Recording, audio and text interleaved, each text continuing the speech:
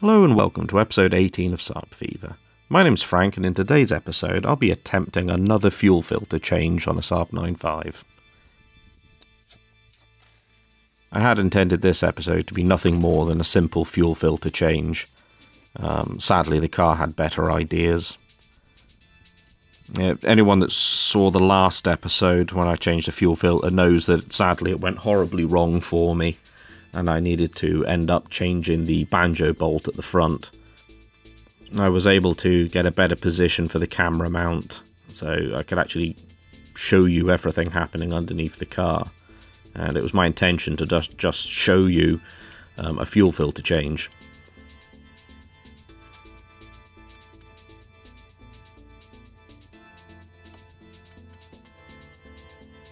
Sadly, this one actually turned out to be slightly more difficult than the last one.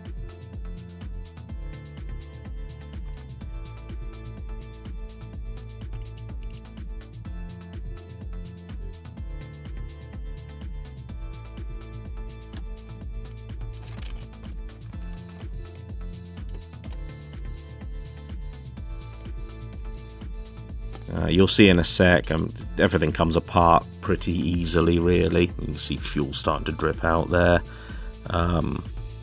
The little bolt that holds the fuel filter in place, it was on there pretty tight, and also sadly had quite a bit of corrosion on the outside and had lost its shape mostly due to the rust.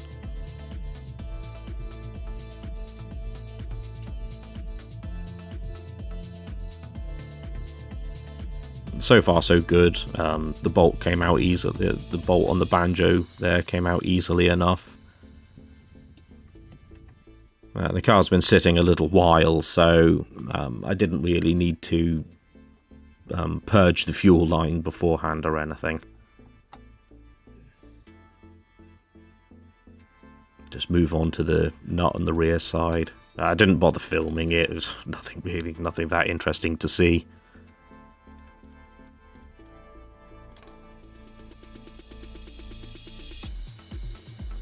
Again, cracks open quite easily. Undo it with my hands the rest of the way.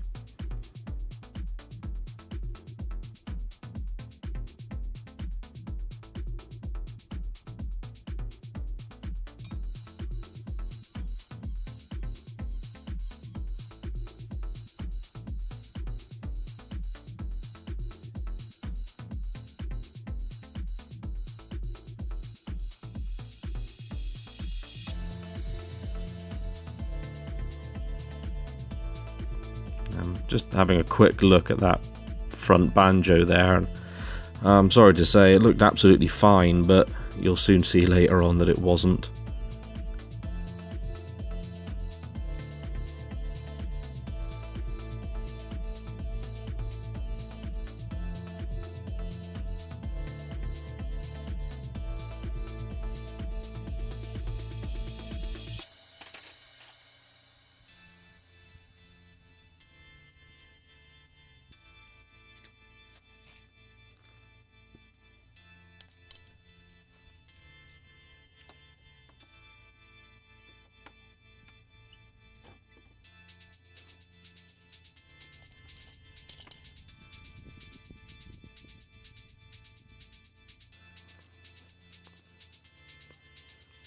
You can see here I'm having trouble finding a socket that will fit.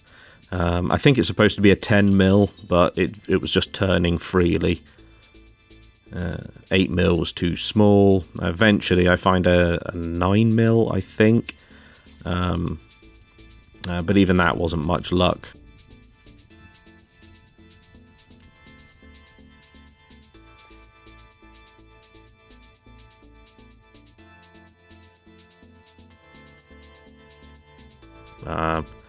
I'm trying to hammer it on now.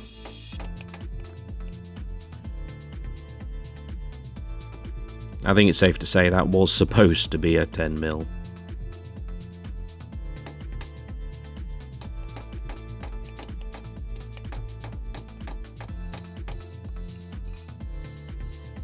Sadly, it's on there so tight, it still doesn't want to budge.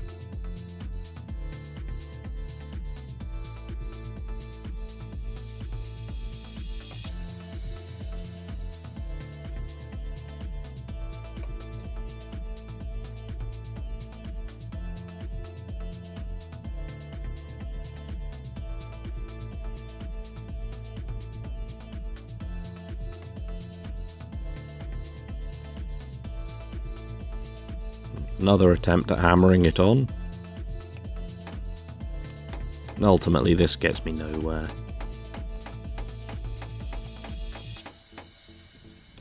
After a while, I do actually remember that I have some rounded nut extractor tools somewhere in the shed. Sadly, they're quite low profile, so to get it on there originally, I basically had to use a sort of a small socket and extension, hold it in place with my hands and hammer it in.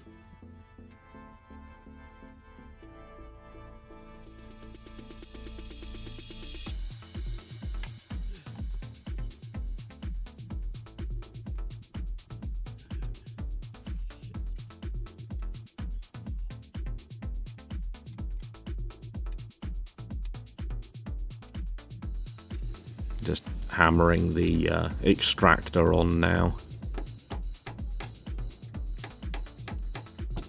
I have to say, I haven't had much luck with these things in the past, but it did its job brilliantly here.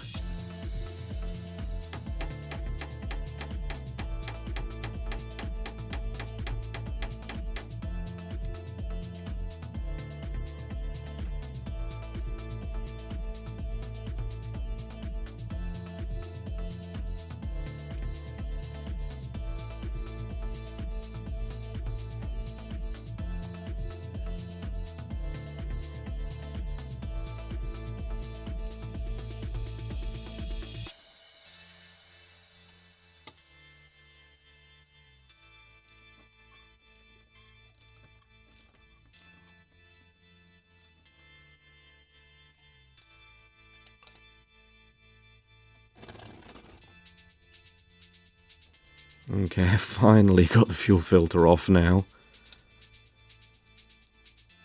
Let it drip the rest of its contents into the bucket there.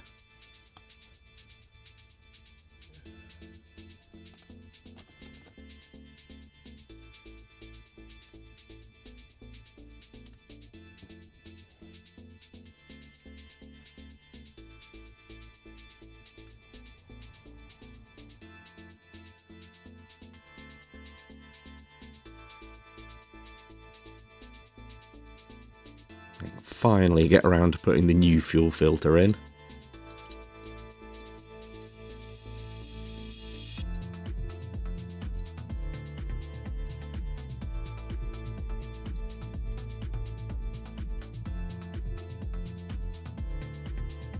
I have to admit, unlike the first one, which didn't really have any symptoms, there has been a few times, this is the project car by the way, there has been a few instances where I've got out after driving it and kind of thought, ooh, a bit of a whiff of fuel there.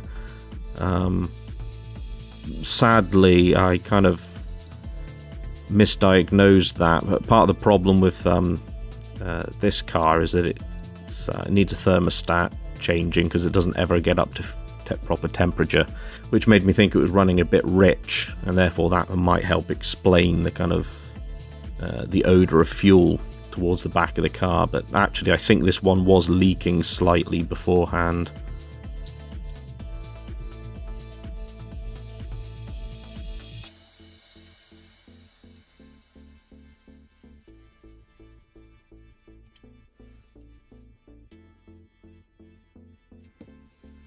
I was able to find a different screw in the shed, one of my various boxes of small screws that I absolutely must keep. So it finally paid off and screwed that into place. It's holding nicely. Up until now I basically thought I had a fairly straightforward replace a fuel filter job on my hands. It was a little more complicated than I was hoping, that having to deal with that bolt there, but beyond that, perfectly straightforward. I checked out the banjo bolt, looked alright, so just cracked on.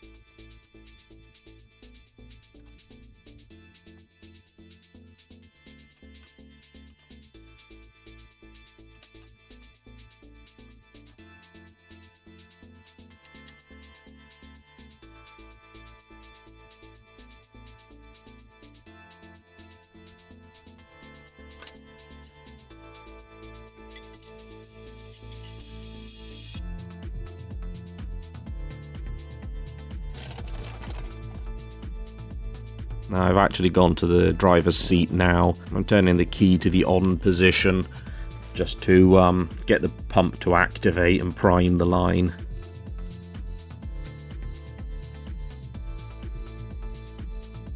No sign of any leak.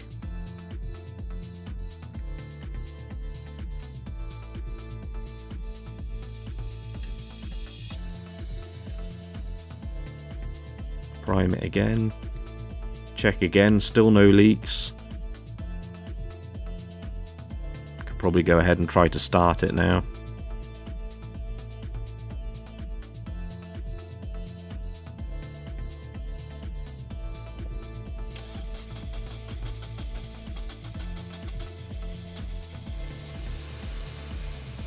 And there it is, raining petrol.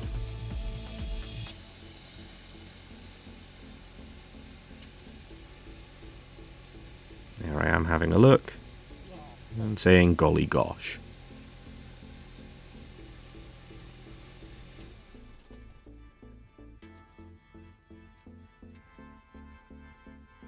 It was pretty obvious here that I had the exact same problem I had with the last one. You can't see it here, but what you're seeing isn't what's dripping out. What's actually happening is there's a small sort of pinhole on the top of the banjo eye, and it's actually spraying and hitting the top of the car and then dripping off of that.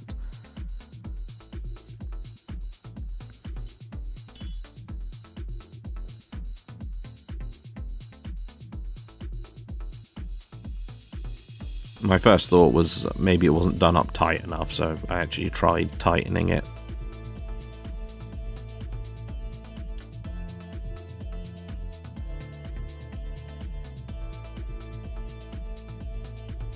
Which, as you can see here, didn't help at all.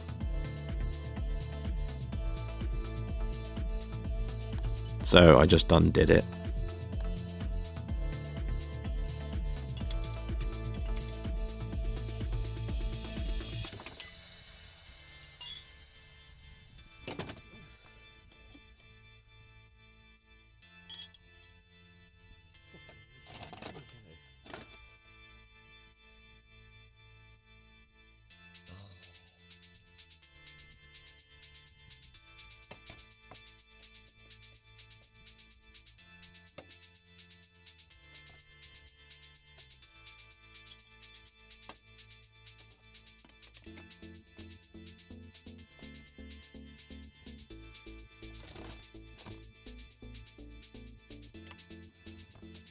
As you can see, there's quite a bit of fuel pressure in there.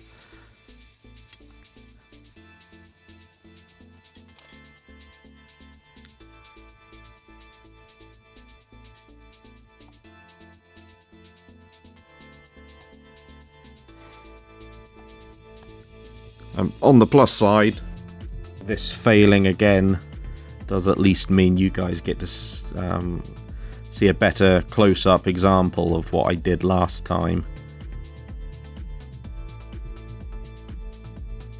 I was lucky, I still had a few banjo bolts and replacement fuel line in the shed from last time, so I had everything I needed to fix it already.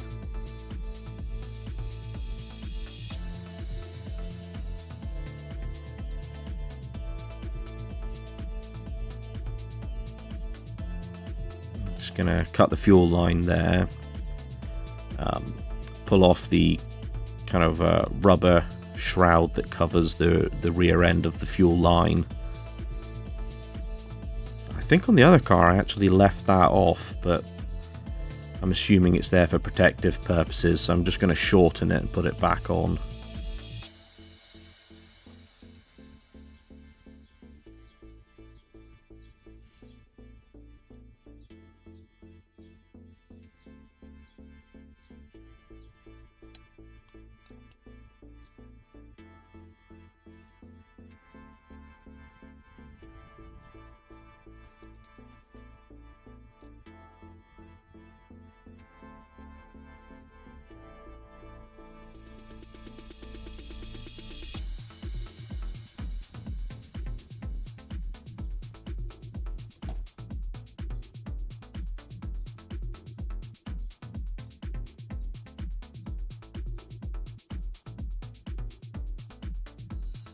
First glance, everything looks fine. Then eventually I spot it and get the camera to focus.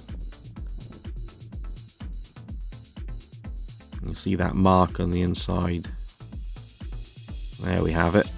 It doesn't really show on the camera, but looking through it, if you get the angle right, it could actually see daylight. So this is suffering the exact same problem that the last one had. It's basically just corroded right through.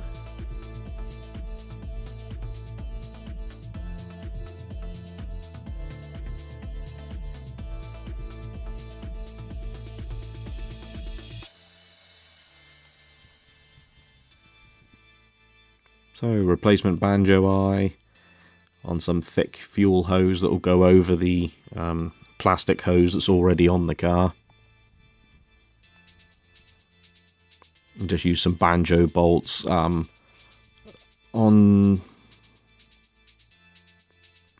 just use some Jubilee clips on the ends as well. Not entirely sure it's needed on this end, but I'm putting it on anyway, just to be safe. It's most definitely needed where the two fuel lines join together.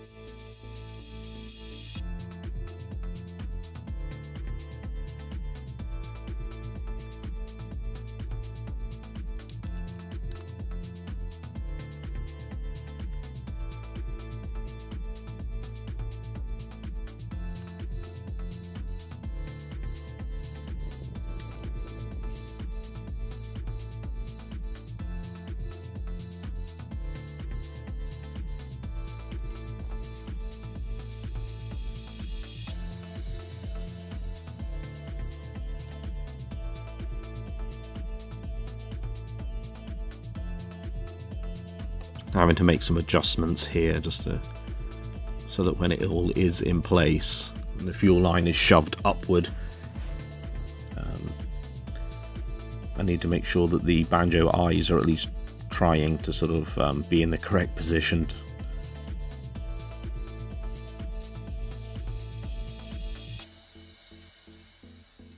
That seems good, so I'm just going to tighten it up there.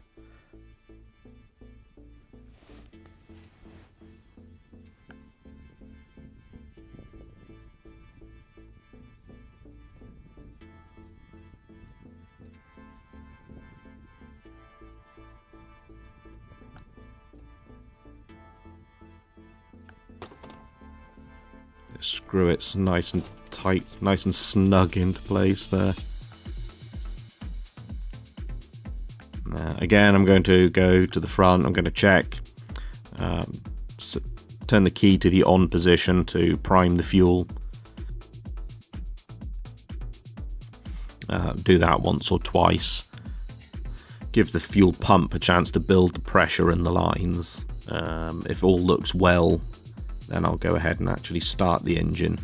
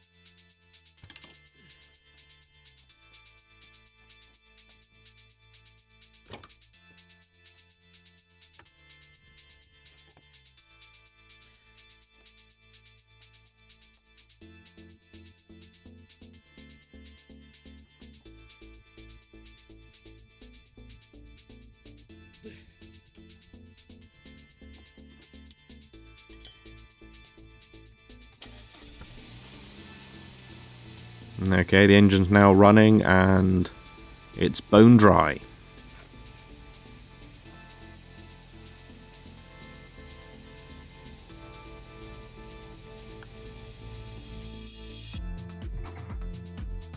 Now, I don't know if you noticed that at the beginning that the fuel filter cover wasn't actually secured in place with a zip tie.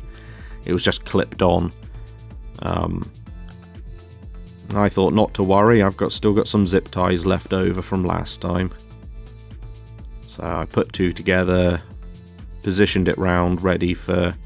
I actually find it easier to put them in place without the cover.